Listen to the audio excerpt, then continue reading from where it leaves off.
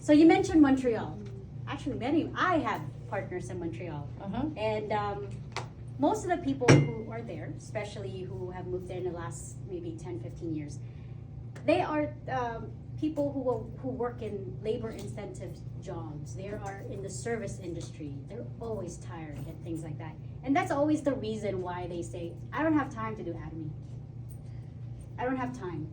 I can't share. I can't do. You have this big group in Montreal. I'm sure you've encountered people like that. How did you overcome that? Like, how did you inspire those people to move on and do the business? Yeah. Okay.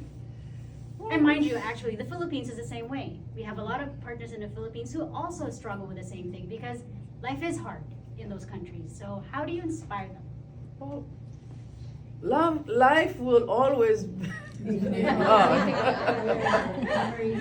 But you know, the strength that you have to work now, you're not gonna have the same strength, you know, few years down the road, because you have to think about retirement, you know, what you're gonna do, because you're not gonna have the energy to work all the time.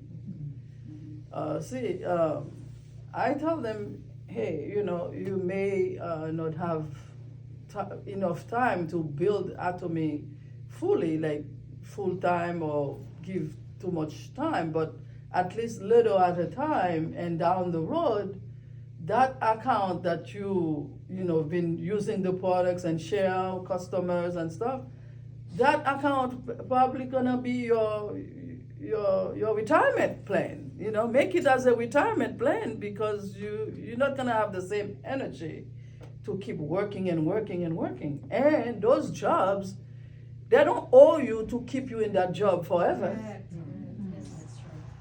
Your boss is not your father or your mother. They may kick you out anytime. So, do you have a plan B? That's true. Make them think. They think like one day in the job is forever. You know, it's like their lifetime. So make them think for tomorrow, you know, for the future. Okay, this company, you have children, you're married, you have kids, especially those people, you know, they say, okay, you have to work, we understand. You don't have to quit your job like me, you know, to do Atomy, you know. So I know my job, I'll take the example from me. My job, I know it was gonna be on the way of my success. I get rid of that part so I can do it fully, because I already believe that I could achieve success in this company. Your belief system has to be strong, not like iffy, full of doubt. Yes. You don't know if you're gonna make it or not. None of that. I didn't want to think about that, about, you know, no negativity or no failure or anything. You know, one way, you know, I'm not looking back. I'm not gonna get another job. You know about the story, like you burn your boat, there's no way to return. You have to go forward. I burned my boat. I didn't have no way. I couldn't swim back home. So that's how I treated my job. Okay? No return. I didn't want to go back to work. So it was very strong dream, you know? So that's why when I'm talking, I said, find something strong, okay? That can make you take, you know, drastic life decision for your life. You don't have to quit your job, like I said to people. But see, tomorrow, you don't want to be 70 years old and be at Walmart and greeting people for money. No.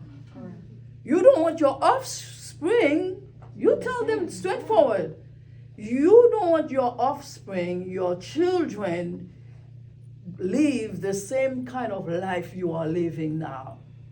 Do you love your children, you know, strong enough? Okay, your children, they may not see down the road, but you know what you've been through. You don't want the kind of life that you live for your kids. Yeah. I was doing it for myself. I was doing it for my children. You ask those people, do you have a plan B? If your boss kick you out tomorrow, when you go, they say, don't come back. They don't owe you a job. They say, don't come back. Your boss said, don't come back to work. What is your plan? That's true. Okay? When it's, I don't have job, I'm doing 2 jobs. I don't have time for Atomy. Oh, the people, I can't find people. I don't know how to talk to people. Those are the common excuses. Oh, yes. I know them. Yeah. Okay, but you can share the product. You don't have to sell the product. You can share. Oh, I'm using great toothpaste, that keeps your mouth fresh. Oh my God, you should use it too. You can love it. You have to be confident in when talking to people about the products. That's why we say to people, if you use the products, you really know what to say about it. You don't have to know all the terminologies, all the, no. What the product does for you, for your friends, for your family, you share those experience about the products. Oh my God, the shampoo, I like the way it makes my hair feels. Oh my God. You make people interested in using the products, but don't push the business too much. Oh, then you look for trouble. Oh, yes. Always number one, share the product and share the vision. Those people that say that, I want to do the business, but I'm doing 2 jobs, I have children. I told them, do it for your kids, because even though you don't have enough time to put in it, but when on your days off, when you come back from work after you finish feeding your family, make a couple of, if you can do 10 phone calls, make 2, a little at a time. Yeah, you don't have to do, quit your job or leave your husband, your kids hungry to do it. Yeah, little bit at a time. And down the road, those excuses we're not going to tell them excuses. Those reasons that hinder you to do this business will be, your strong focus, why you're doing Atomy. Your children, you have to feed them, you have to take care of them.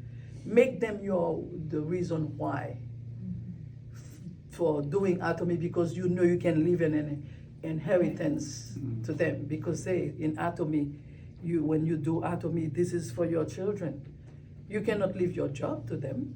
You can leave a few dollars and that's about it. But residual income account, there's no price to that. Tell them, hey, Atomy is residual income. Residual income to your children, to your family, that's great. But you can build it little at a time. So. Thank you. Thanks so much for that.